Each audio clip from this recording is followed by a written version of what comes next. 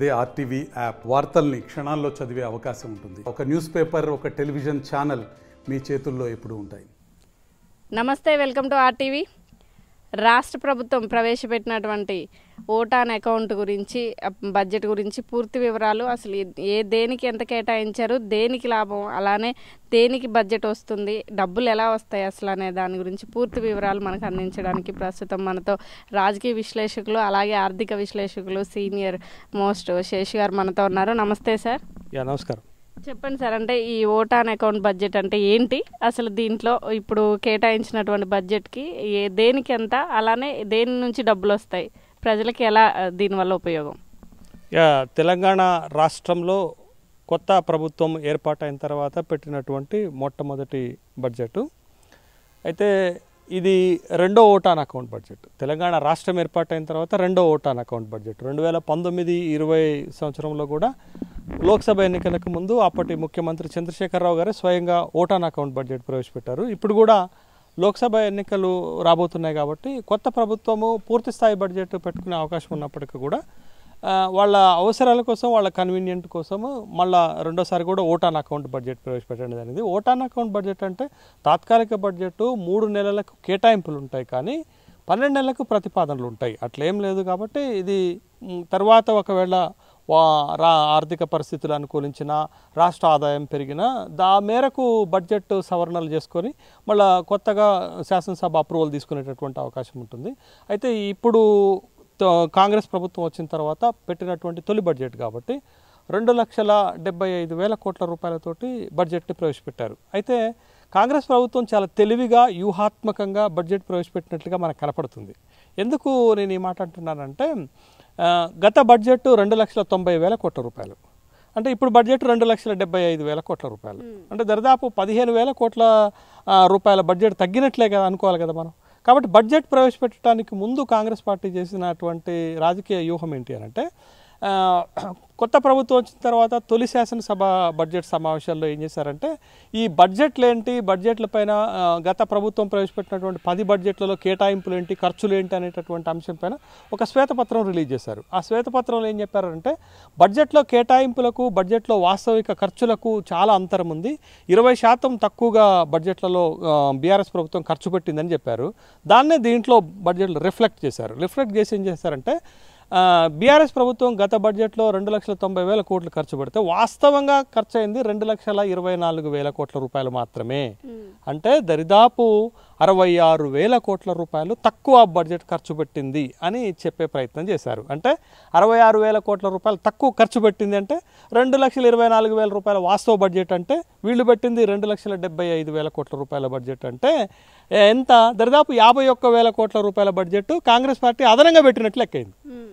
అంటే 2,90,000తో చూస్తే వీళ్ళు తక్కువ పెట్టింది 15,000 కోట్లు అనుకోవాలి, కానీ వాస్తవంగా ఖర్చు పెట్టిన దాంతో చూస్తే కాంగ్రెస్ పార్టీ బడ్జెట్ ప్రవేశపెట్టింది 51,000 కోట్లు అదనంగా అనుకోవాలి. కాబట్టి ఇది కొంచెం వ్యూహాత్మకంగా పెట్టినటువంటి బడ్జెట్గానే మనం చూడాలి.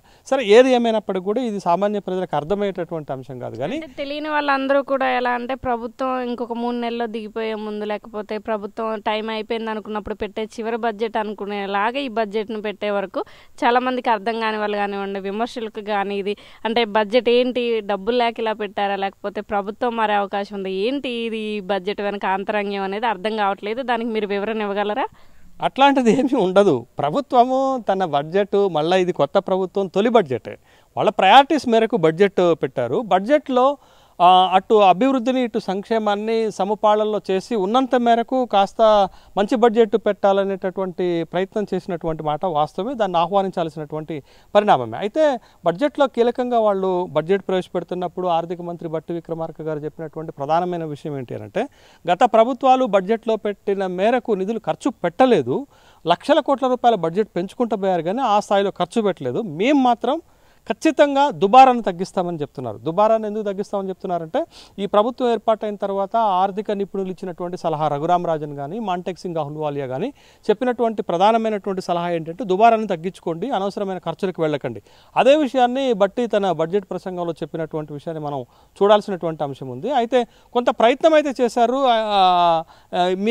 మేము బడ్జెట్లో ఎంత నిధులైతే పెడుతున్నామో దాన్ని పూర్తి స్థాయిలో ఖర్చు పెడతామని చెప్తున్నారు. కానీ వాస్తవంగా బడ్జెట్లలో పెట్టేటటువంటి పెట్టాల్సినటువంటి నిధులను గత ప్రభుత్వం అయితే పూర్తి స్థాయిలో ఖర్చు పెట్టలేకపోయింది. కానీ ఈ ప్రభుత్వం ఒక ప్రత్యేకమైనటువంటి హామీ ఏమిస్తుందంటే, మేము 2,75,000 కోట్ల రూపాయల బడ్జెట్ పెట్టాము, 2,75,000 కోట్ల రూపాయలను పూర్తి స్థాయిలో ఖర్చు పెట్టి చూపిస్తాం అనేటటువంటి హామీ ఇస్తుంది. ఆ విధంగా మనం ప్రభుత్వాన్ని అప్రిషియేట్ చేయాల్సినటువంటి అంశమే. కానీ వాళ్ళు ఇచ్చిన హామీలకి చాలా డబ్బు కావాలి, కానీ ఈ బడ్జెట్ అనేది సరిపోద్దా? రజనీ గారు అదే చెప్తాను.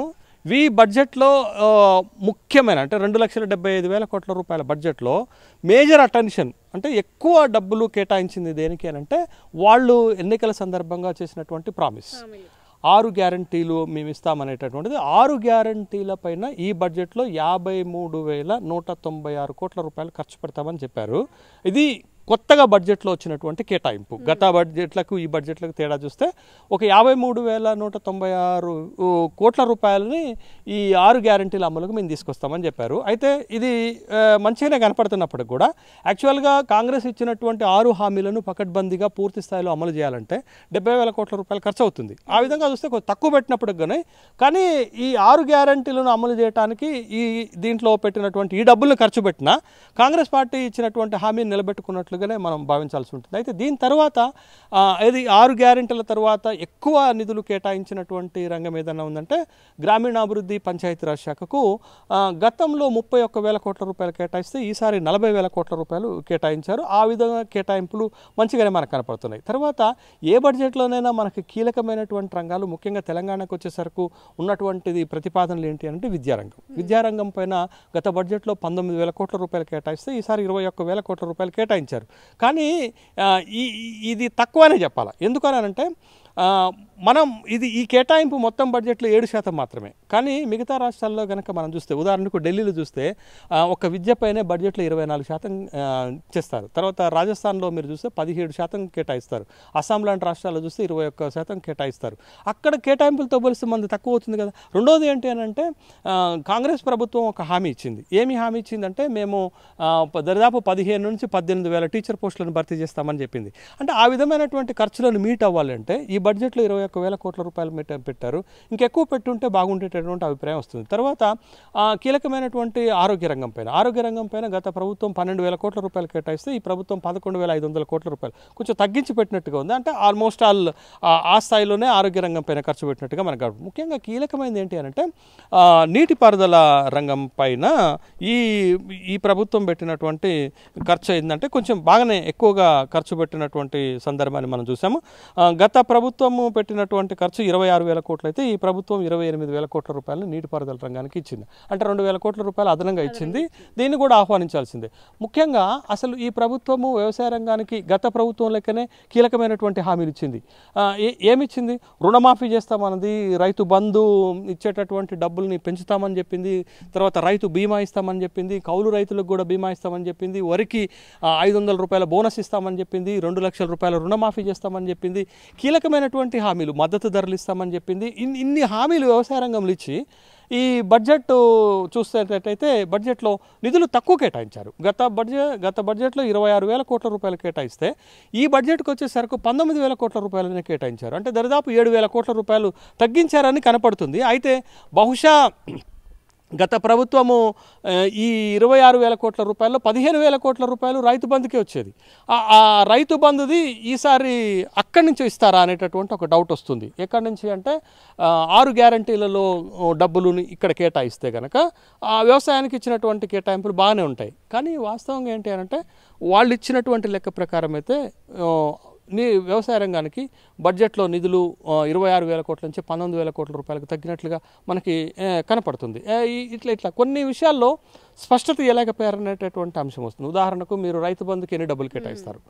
గత ప్రభుత్వం 15,075 కోట్లు కేటాయిస్తే ఈ ప్రభుత్వం ఎంత కేటాయిస్తానో స్పష్టంగా చెప్పలే. 6 గ్యారంటీల్లో చూసుకోమన్నట్టుగా మనకే వదిలేసినట్లుగా మనకి కనపడుతుంది. తర్వాత దళిత బంధుకి ఎంత కేటాయిస్తారో స్పష్టంగా చెప్పలేదు. గత ప్రభుత్వం 17,700 కోట్ల రూపాయలు కేటాయిస్తే ఇక్కడ ఏం చెప్పలేదు. తర్వాత రెండోది ముఖ్యమైనది, తెలంగాణ రాష్ట్రంలో డబుల్ బెడ్రూమ్ ఇళ్ల పథకానికి గత ప్రభుత్వం అయితే లాస్ట్ 2 బడ్జెట్లు 12,000 కోట్ల రూపాయలు కేటాయించింది. 4 బడ్జెట్లు చూస్తే 50,000 కోట్ల రూపాయలు కేటాయించింది. కానీ ఖర్చు పెట్టలేదు రజనీ గారు. వీళ్ళు ఇప్పుడు మన ఇది గృహ నిర్మాణ పథకానికి, వీళ్ళు పెట్టినటువంటి ఇందిరమ్మ ఇళ్ల పథకానికి 7,740 కోట్ల రూపాయలు ఖర్చు పెడతామని ఇందులో ఇచ్చారు. తక్కువే, గతంతో పోలిస్తే తక్కువే. కానీ నేను అనేది ఏంటంటే ఈ 7,740 కోట్ల రూపాయలను కనుక ఖచ్చితంగా ఖర్చు పెట్టగలిగితే కాంగ్రెస్ పార్టీ సక్సెస్ అయినట్లు లెక్క. వాళ్ళు ₹1 కూడా ఖర్చు పెట్టలేకపోయారు. వీళ్ళ కేటాయించినటువంటి డబ్బులు పూర్తి స్థాయిలో కేటాయించిన తర్వాత కేంద్ర ప్రభుత్వం కూడా మొన్న యూనియన్ బడ్జెట్లో ఏం పెట్టారంటే రాబోయే 5 సంవత్సరాల్లో 2 కోట్ల ఇళ్ళు కట్టిస్తామని చెప్పారు. అంటే ప్రధానమంత్రి ఆవాస్ యోజన పథకంతో అనుసంధానం చేసుకొని తెలంగాణ రాష్ట్ర ప్రభుత్వంలో ఇందిరమ్మ ఇళ్ల పథకంతో కనుక అనుసంధానం చేసుకుంటే పేదలకు పెద్ద ఎత్తున ఇళ్ళు కట్టించేటటువంటి అవకాశం ఉంది. అంటే బడ్జెట్లో నిధులు తగ్గినప్పటికీ కూడా గత ప్రభుత్వం చేసినటువంటి మోసం ఈ ప్రభుత్వం కనుక చేయకుండా ఉంటే పేదలకు న్యాయం జరుగుతుంది. ఇవన్నీ మనం బడ్జెట్ అంటే సాధారణ ప్రజలు కోరుకునేది ఏంటంటే ఏ రంగానికి ఎంత కేటాయించారు, దేనికి ఎంత కేటాయించారు అని. అసలు డబ్బులు ఉన్నాయా? అసలు డబ్బులు ఎక్కడి నుంచి వస్తాయి? రైట్, ఇది ప్రశ్న. కేటాయింపుల గురించి అందరూ మాట్లాడతాం. కొన్నిసార్లు పెరుగుతాయి, కొన్నిసార్లు తగ్గిస్తాయి, ఇది సాధారణంగా జరిగేది. కానీ అసలు అర్థం చేసుకోవాల్సిన అంశం బడ్జెట్లో ప్రధానమైనటువంటి అంశం ఏంటి అని అంటే బడ్జెట్లో అసలు ఈ డబ్బులు ఎక్కడి నుంచి వస్తాయి? 2,75,000 కోట్ల రూపాయలు తెలంగాణ రాష్ట్ర ప్రభుత్వం ఖర్చు పెట్టాలి అని అనుకుంటే ఈ డబ్బులు ఎక్కడి నుంచి వస్తాయి? ఈ డబ్బులు ఎక్కడి నుంచి వస్తాయి ఒక్కసారి కనుక మనం అర్థం చేసుకుంటే నిజంగా బడ్జెట్లో మనకు మంచి జరుగుతుందా చెడు జరుగుతుందా అనేది స్పష్టంగా అర్థమైపోయింది. ఈ బడ్జెట్లో ఈ 2,75,000 కోట్ల రూపాయలు ఒక్క పన్నుల ద్వారా 1,38,000 కోట్లు వస్తాయని బడ్జెట్లో పెట్టారు. మనం కట్టే పన్నుల వల్ల. మనం కట్టే కాకపోతే ఇంకెవరు కడతారు? 1,38,000 కోట్ల రూపాయలు పన్నుల ద్వారా వస్తాయని, 59,000 కోట్ల రూపాయలు అప్పుల ద్వారా వస్తాయని పెట్టారు. అంటే ఈ 2 మార్గాల ద్వారా 1,97,000 కోట్లు, అంటే అక్షరాల 2 లక్షల కోట్లు ఈ రెండింటి మీద వస్తాయి. మరి పన్ను కట్టినా మనకే నష్టం, అప్పు తెచ్చినా మనకే నష్టం కదా, అంతే కదా. 2 లక్షల కోట్లు వచ్చేటటువంటి అంశం ఇదే అయితే మనకి పన్నేతర రాబడి అంటాం, నాన్ ట్యాక్స్ రెవెన్యూ కేవలం 20,000 కోట్ల రూపాయలు మాత్రమే వస్తాయని చెప్పారు. ఇది ఎక్కువ రావాలా అంటే పన్నేతర ఆదాయాన్ని కనుక బడ్జెట్లో ఎక్కువ సమకూర్చుకోగలిగితే అది మంచి బడ్జెట్ అవుతుంది. అది మూలధన వ్యయం పైన అంటే రాష్ట్ర అభివృద్ధి పైన పెట్టేటటువంటి ఖర్చుని పెంచేటటువంటి అవకాశం ఉంటుంది. తరువాత మనకి ఇంకొక కీలకమైందంటే కేంద్ర ప్రభుత్వం నుంచి పన్నుల్లో వచ్చే వాటా గ్రాంట్లు ఎంత వస్తాయి అని వీళ్ళు ఎస్టిమేట్ చేశారంటే 46,000 కోట్లు వస్తాయని చెప్పారు. అంటే మనం ఒక గొడవ పెడుతున్నది ఏంటంటే కేంద్ర ప్రభుత్వం సరిగా గ్రాంట్లు ఇవ్వట్లేదని, సరిగా పన్నుల్లో వాటా ఇవ్వట్లేదని, బకాయిలు పెడుతుందని, కేంద్ర ప్రభుత్వం తెలంగాణ రాష్ట్రాన్ని పట్టించుకోవట్లేదని బీఆర్ఎస్ ప్రభుత్వం ఆరోపణలు చేసింది. ఈసారి 46,000, పోయినసారి 62,000 కోట్ల రూపాయలు వస్తాయని అంచనా వేసినాం, కానీ ఈసారి 46,000 కోట్ల రూపాయలు వస్తాయని మాత్రమే అంచనా వేసాం. అంటే పన్నుల ద్వారా, అప్పుల ద్వారా, పన్నేతర రాబడి ద్వారా, కేంద్ర పన్నుల్లో వాటా మరియు గ్రాంట్స్ ద్వారా వచ్చేటటువంటిది మొత్తము 2,63,000 కోట్లు. అంటే 2,75,000 కోట్ల రూపాయల బడ్జెట్లో 2,63,000 కోట్ల రూపాయలు ఈ 4 అంశాల ద్వారానే వస్తాయి. ఈ 4 అంశాలలో పన్నుల ద్వారా వచ్చేది, అప్పుల ద్వారా వచ్చేది 2 లక్షల కోట్లు. అంటే ఇప్పుడు అర్థమవుతుంది మనకి రాబోయే రోజుల్లో తెలంగాణ రాష్ట్రం యొక్క అప్పులు పెరగబోతున్నాయి. పోయిన ప్రభుత్వము 6,71,000 కోట్ల రూపాయలు అప్పు చేసిపోయిందని ఇదే ప్రభుత్వము శాసనసభలో శ్వేతపత్రం పెట్టింది. మరి మనం 59,000 కోట్ల రూపాయల అప్పు తీయడానికి ప్రతిపాదన పెట్టుకున్నామే బడ్జెట్లో. అంటే రాష్ట్రం అప్పులు పెరుగుతాయా తగ్గుతాయా? తర్వాత గత ప్రభుత్వము 1,31,000 కోట్ల రూపాయలు పన్నుల ద్వారా తీసుకోవాలనుకుంటే మనం 1,39,000 కోట్ల రూపాయల పన్నుల ద్వారా ప్రజల నుంచి తీసుకోవాలి బడ్జెట్లో అని అనుకుంటున్నామే. అంటే రాబోయే రోజుల్లో అన్ని రకాల పన్నులు పెరగబోతున్నాయనే సంకేతం ఈ బడ్జెట్లో ఉన్నట్టే కదా మనకి. కాబట్టి నేను అనేది ఏంటంటే గత ప్రభుత్వం చేసినటువంటి వ్యవహారాన్ని ఈ ప్రభుత్వం కూడా చేసింది. కానీ కాకపోతే గత ప్రభుత్వానికి ఈ ప్రభుత్వానికి ఉన్నటువంటి స్పష్టమైన తేడా వాళ్ళు చెప్తున్నది ఏంటంటే వాళ్ళు బడ్జెట్లో నిధులు పెట్టారు, ఖర్చు చేయలేదు, లక్షల కోట్ల రూపాయలు పెంచుకుంటూ పోయారు. కానీ మేము అట్లా చేయము, బడ్జెట్లో ఎంత నిధులు అయితే పెట్టామో, ఎంత ఎస్టిమేట్స్ అయితే పెట్టామో దాన్ని పూర్తి స్థాయిలో ఖర్చు పెడతాము.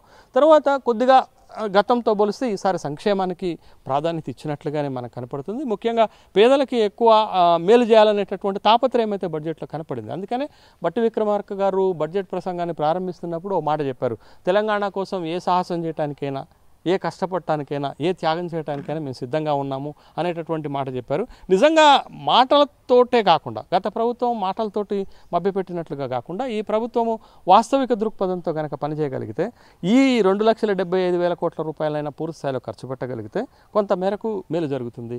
కానీ బడ్జెట్లో నిధులు వచ్చే మార్గాన్ని చూస్తే మాత్రం భయమే అవుతుంది. ఎందుకంటే పన్నులు పెంచకపోతే 1,39,000 కోట్లు రావు, అప్పు తేకపోతే 59,000 కోట్లు రావు.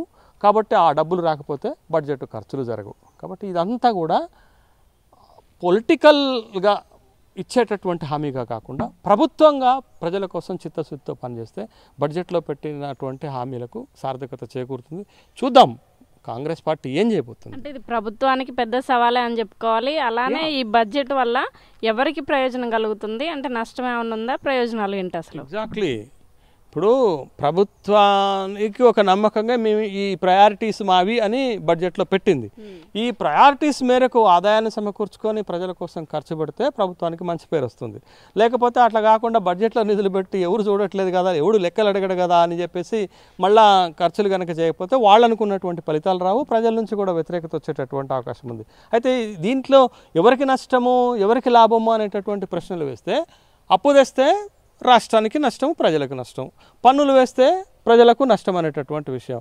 అయితే వీళ్ళు ఇచ్చినటువంటి ఈ 6 గ్యారంటీలకులో ఇచ్చినటువంటి 53,000 కోట్ల రూపాయలను కనుక సక్రమంగా వాళ్ళు చెప్పినటువంటి మార్గంలో ఖర్చు పెట్టగలిగితే కింది వర్గాలకు పేదలకు కొంత మేరకు అయినా న్యాయం జరిగేటటువంటి అవకాశం ఉంది. చూద్దాం కాంగ్రెస్ పార్టీ బడ్జెట్ని ఎంత మేరకు ఖచ్చితంగా అమలు చేస్తుంది, వాళ్ళు ఇచ్చినటువంటి 6 గ్యారంటీలకు వాళ్ళు పెట్టినటువంటి డబ్బులు ఎంత మేరకు ఖర్చు పెట్టగలుగుతారు అనేటటువంటిది ఇంకా కొంతకాలం వేసి చూసిన తర్వాతనే మనం కాంగ్రెస్ పార్టీ యొక్క వైఫల్యాన్ని, కాంగ్రెస్ పార్టీ యొక్క సక్సెస్ని మనం అర్థం చేసుకోగలుగుతాం తప్ప ఇది కేవలం బడ్జెట్ ప్రతిపాదనలే కదా, ప్రతిపాదన దశలో ఉన్నాయి. అయితే ప్రతిపాదనలలో ఏంటి అని అంటే వాళ్ళు చెప్తున్న దాని ప్రకారం యాక్చువల్గా పోయిన బడ్జెట్ 2,90,000 కోట్లు అంటే ఈ బడ్జెట్ 2,75,000 కోట్లు అంటే 15,000 కోట్ల రూపాయలు తగ్గినట్లుగానే మనం భావించాలి.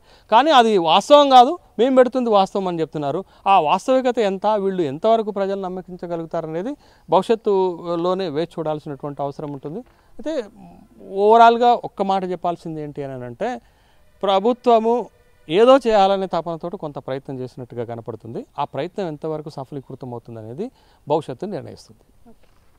విన్నారు కదా, రాష్ట్ర ప్రభుత్వం ఏదైతే బడ్జెట్ని ప్రవేశపెట్టిందో ఆ బడ్జెట్ గురించి పూర్తిగా వివరిస్తూ అసలు ఆ బడ్జెట్కి నిధులు ఎక్కడి నుంచి వస్తాయి అనేది కూడా చాలా చక్కగా వివరించడం జరిగింది. ఇలాంటి మరిన్ని వార్తలు మీ ముందు తీసుకొస్తుంది మీ RTV ఓటు స్టూడియో.